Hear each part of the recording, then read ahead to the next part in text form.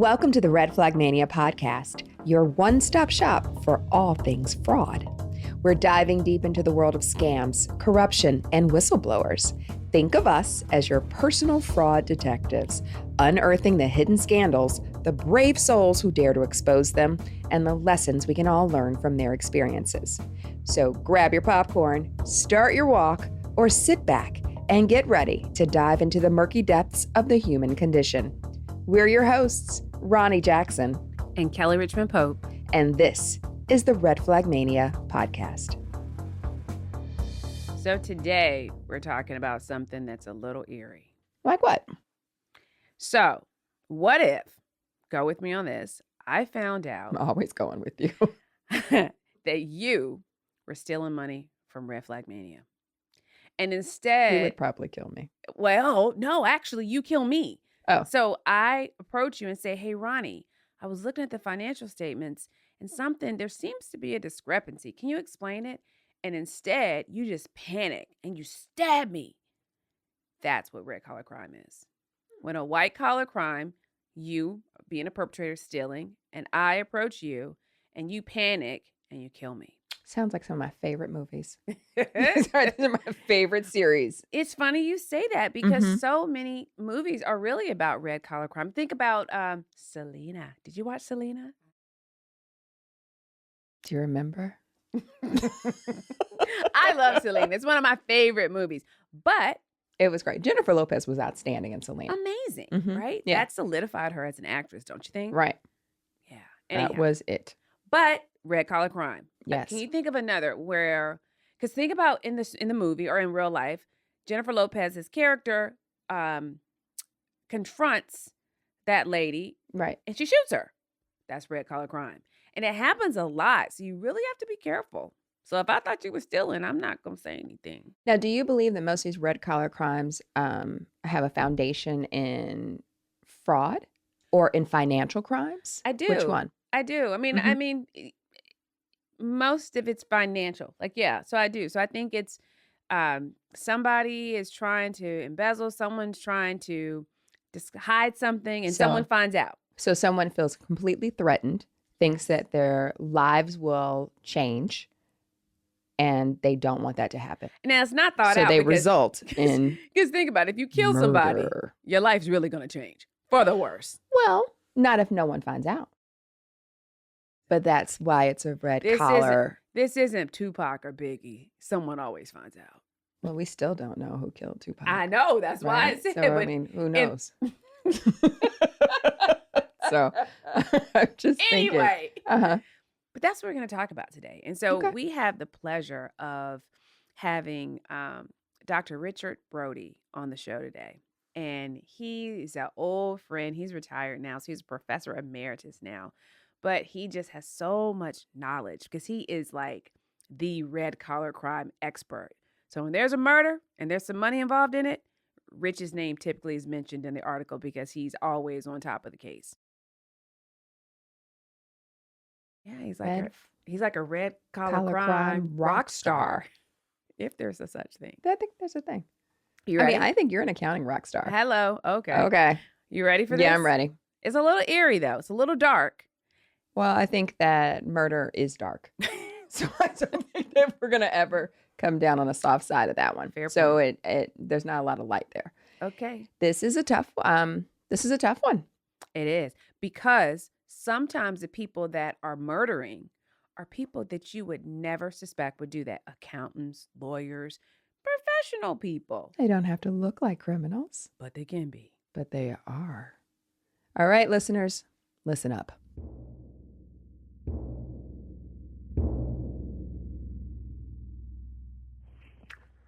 My name is Rich Brody, and I am the Douglas Minge Brown Professor of Accounting in the Anderson School of Management at the University of New Mexico. And one of my areas of interest is red collar crime. And red collar crime is basically when a white collar criminal commits an act of violence. We call that red collar crime. And because these cases are becoming more and more common, We often say that red-collar crime is when the white-collar criminal actually commits murder. Even defining it more narrowly like that, we still have many examples of red-collar crime. Some are very current, and some are based on going back and looking at murders that have taken place in the past. They can actually be classified as red-collar crime. The term comes from a public defender named Frank Perry in Winnebago County, Illinois, actually coined the phrase himself. He had a client who was going on trial for murder, and it was hard for Frank to get much information from this guy, but eventually he told Frank that the reason he had killed his business partner was because she became aware of some white-collar crimes that he had committed, for example, identity theft and embezzlement, and he decided that the best way to deal with this situation was to murder her. And after that information became available to Frank, he coined the phrase red-collar crime. So we had a white-collar criminal who decided that the best way to deal with this case was to kill a person. And so when you think about red-collar crime, instead of thinking about the fraud triangle, you can actually think about something that Frank and I have talked about, which is called the fraud, concealment, homicide triangle. And when you talk about the fraud, concealment, homicide triangle, it does have the same three elements as the fraud triangle. It has perceived pressure, perceived opportunity, and rationalization.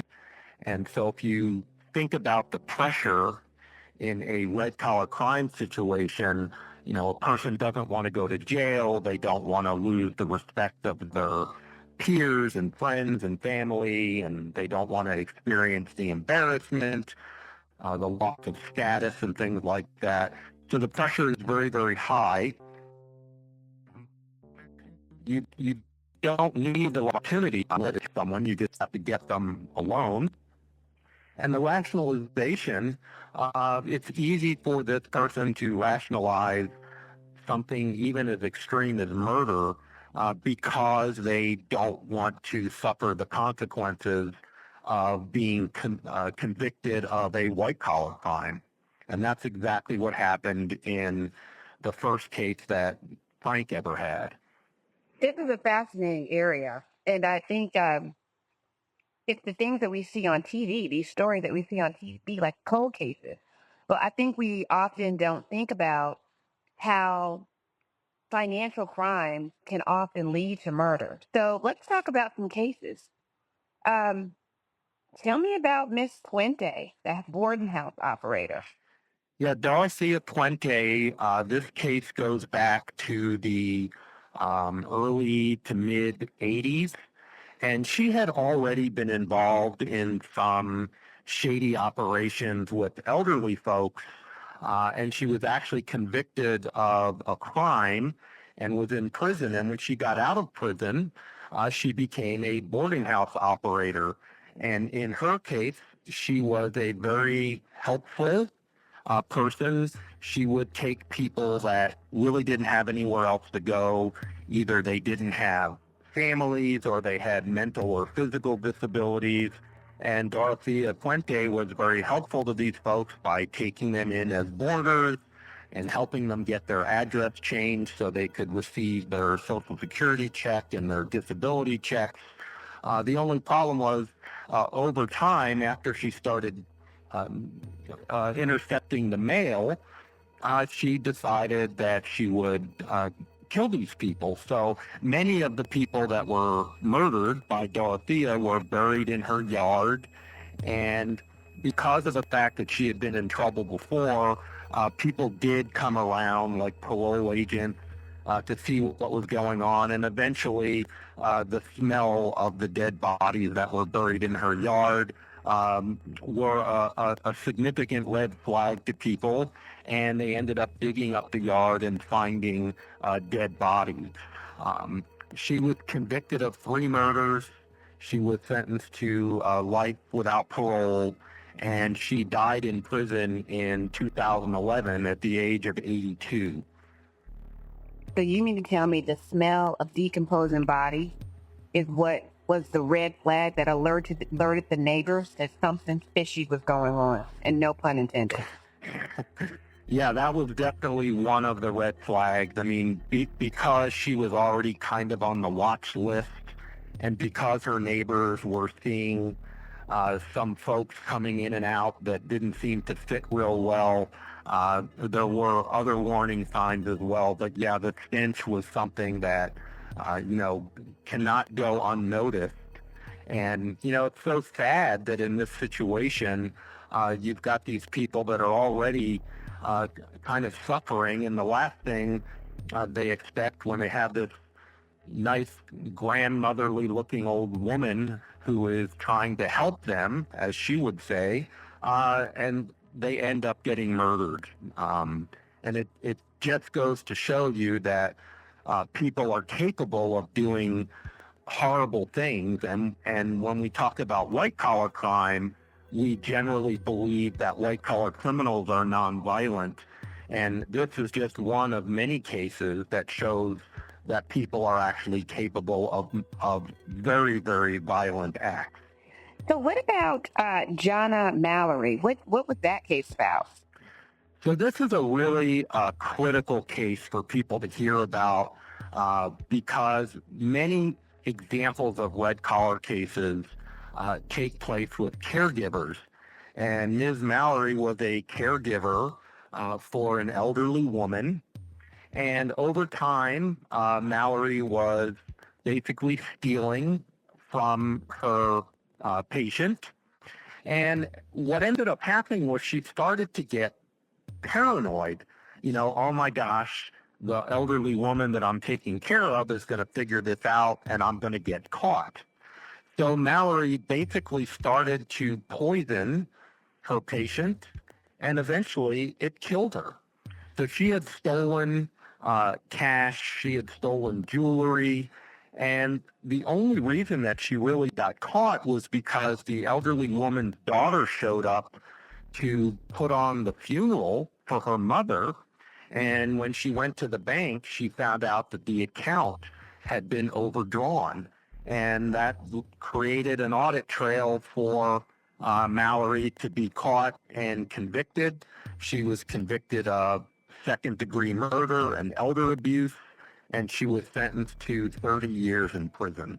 You would say, though, that you opened up by saying this was an important case because I think that the caregiving industry is huge. And so I would imagine that from the cases that you research, you see this a lot. Yeah, and what's really scary about the caregivers is, and I can talk about this from personal experience. Anyone that lives far away from their elderly parents, you can't do everything yourself. And these caregivers often seem like nice, caring, devoted people, and you become very reliant on them to help out with your parents.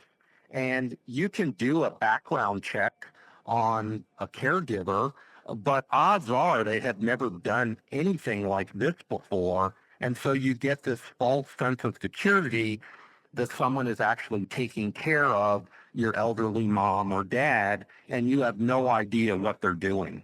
It speaks to how vulnerable we all actually are. We really are, and the sad thing about this is that often what we're concerned about are financial issues.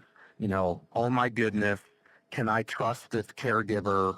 Are they stealing from my mom or dad? Are they taking things out of the house? And as horrible as that is, because it is horrible, this is just a new level that things have gotten to where the financial concerns are really the least of your worries. You know, Jana Mallory poisoned this woman, and it took some time for the poison to actually kill her. And knowing that a caregiver is capable of doing something like this is very, very scary. And believe me when I tell you that the Jana Mallory case is just one of many dealing with caregivers. You know, what's interesting about this whole concept of red collar crime is the fact that in these instances, you do actually have to trust someone, and there are not a lot of internal controls that you can put in place to really protect yourself or your loved one. And so I think that's what's so fascinating about it and what makes the victim so vulnerable, because we all are could be victims to this. Absolutely. And another thing about red collar crime that's really important is that the victims of these red collar crimes have not profited from the crimes. They have not participated in any type of fraud. They are clearly just victims. So you could have a case um, just like the case I described that Frank Perry had, where an individual embezzles from a business partner. The business partner figures it out, and the individual kills the business partner, but the business partner didn't profit from the case. The business partner didn't have anything to do with the case. The only issue for that individual is that they know about what the other person has done. They know that they've embezzled. And so you don't immediately think that someone is going to decide, well, since you know I embezzled, I am going to kill you. But that's what happens as the person believes more and more that the fraud they committed, that they're going to get detected for that. They rationalize that murder is a solution to their problem. So let's talk about Janice and Cheryl Walker. Now, I'll tell you, Rich, when I read this case and their background, I was stunned, because something in about Miss Fuentes' case is she really lived a lifetime of questionable behavior. And she seemed like she was that person that was always involved in a scam of some sort, you know, in and out of jail, and just always looking for the next gig. But this next case, Janice and Cheryl Walker, especially the doctor, she was the least person that I would ever think that would be involved in this. Walk us through this case. Yeah, you're absolutely right. This is one of those cases that when you talk to someone about it and you say, I'm going to give you an example that's going to shock you, and they say, nah, nothing you say could shock me. I have never met a person that wasn't shocked by this case. So basically what we have is we have a mother and a daughter. We have Janice, the mother, and Cheryl, the daughter. And Janice's mom is an elderly woman who had Alzheimer's. And what generally will happen in these types of cases is the mom will give power of attorney to the daughter. And in this case, that's exactly what happened. Mary is Janice's mother, and Mary gave power of attorney to Janice. And Janice's daughter, Cheryl, was a doctor. And Mary had a pretty good-sized estate. It was about $500,000. And what effectively happened in this case was the estate started to get raided by Janice and Cheryl. And I will say right up front, since we're dealing with accusations here, is that Cheryl, Janice's daughter and Mary's granddaughter, was never convicted in this case. I'm just going to say that right up front. But effectively what happened was the bank accounts of Mary were drained, and we don't exactly know how everything happened, but I'll just remind you that Cheryl was a doctor, and Mary was killed with a lethal dose of painkillers. When this occurred, the a court case did develop, and the prosecutors interviewed Janice and they interviewed Cheryl. Janice agreed to a plea of 2 years in prison, and Cheryl wanted to go to trial. And the long and short of it is Cheryl's case fell apart due to some technicalities that came up during the trial, and the case against her was dismissed. So she is still a medical doctor, and if you Google her name, you will see that she is an active medical doctor in the state of California. And even though she was never convicted of anything, you can draw your own conclusions from what happened in this case. But when Janice agreed to a plea bargain and 2 years in prison, it kind of points to guilt. And again, I find this to be one of the most shocking cases I've ever seen. Would you go to Cheryl's practice? No, I would not be going to Cheryl for pretty much anything.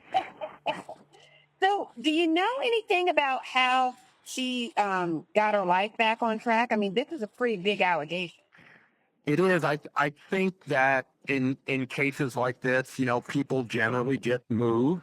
They go from one spot to another. And how many people are going to Google their doctor's name to find out if they were ever involved in any, alleged criminal activity? When you look up a doctor, they have websites that give you information about doctor ratings like health grades or something like that. But odds are you're not going to Google your doctor to see if they've been involved in a case like this. And of course, she probably denies it and says that she was never convicted, which is true. And people are probably not going to take the time to look into the details. Rich, what do you recommend? I mean, and these cases are fascinating, but what do you recommend on how people can protect themselves or even identify them? Are there any red flags that can alert people to red collar crime?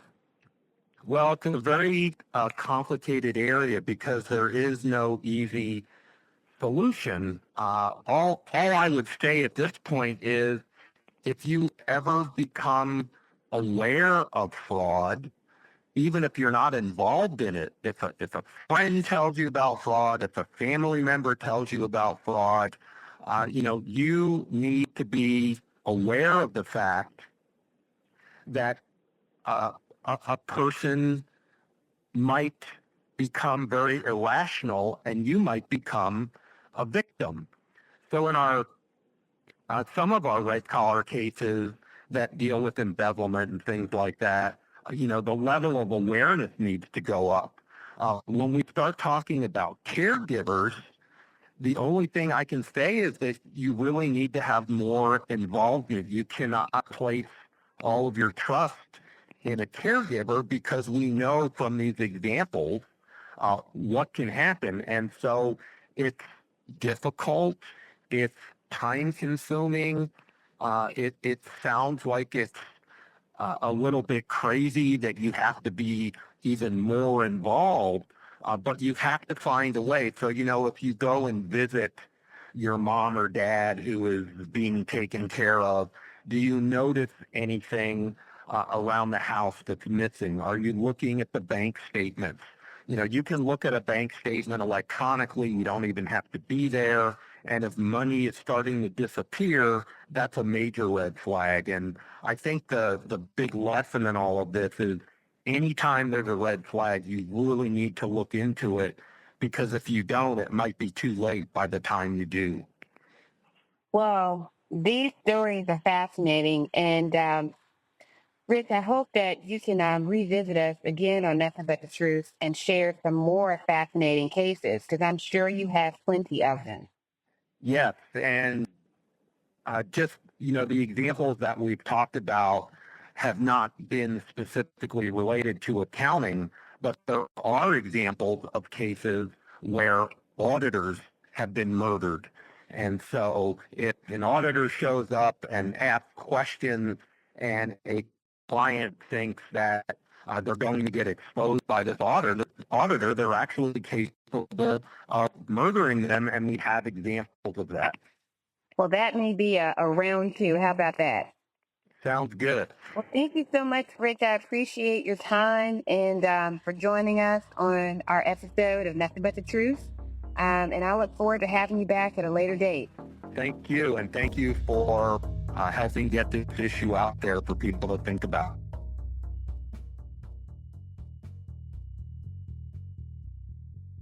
Kelly, this one I think resonates with me the most because I have had the privilege and the responsibility of taking care of both of my grandmothers, of two of my grandmothers, and their end of life, and giving the responsibility to a caregiver. So that Jana Mallory story, one in her home where we hoped and prayed that this woman was taking good care of her. Yeah. And we didn't know. It was prior to cameras, or maybe we just couldn't afford the cameras. I don't know, but we didn't have the cameras in the room. And then another was in a facility. And I thought that they were being well taken care of. And I have to tell you, financial issues were the least of my concerns. Right. The biggest was, are you taking care of her? Or care of both of them. And to understand that this, financial turns into red collar, turns into death, and the only way you find out is through a paper trail, that's alarming. Yeah, I think when you start thinking about vulnerable populations like the elderly, it's no surprise that it can happen, that they can get taken advantage of. The scary part is when you, the family member, goes and taps that caregiver on the shoulder and say, "Hey, something seems up. What's going on?" And they turn around and kill you like that. You don't even think that's coming. So I think it's interesting that you reflect on that. That was the least of your worries, which is why they become so vulnerable.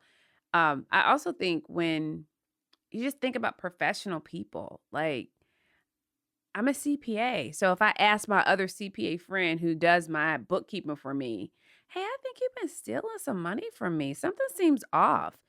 And she then threatens my life because I asked her a question. Like, people are crazy. People are protective of themselves and their families and what they've created. So you never really know about the human condition. No, you don't. And panic is real. Like people just, thinking in the moment.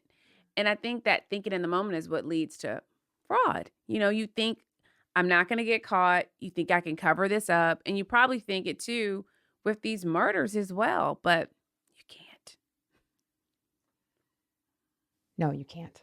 And there are always red flags, So one of the things to our listeners, Roni and I right now are really involved in reading these psychological thrillers. And we just, we think we can solve all cases in like 2 pages. But these. Not these. We're waiting for the twists and turns of these. But it just goes to show you like how people rationalize bad behavior all the time. People that you would least suspect. Right. So you really want people to have the bad behavior because of a good thing.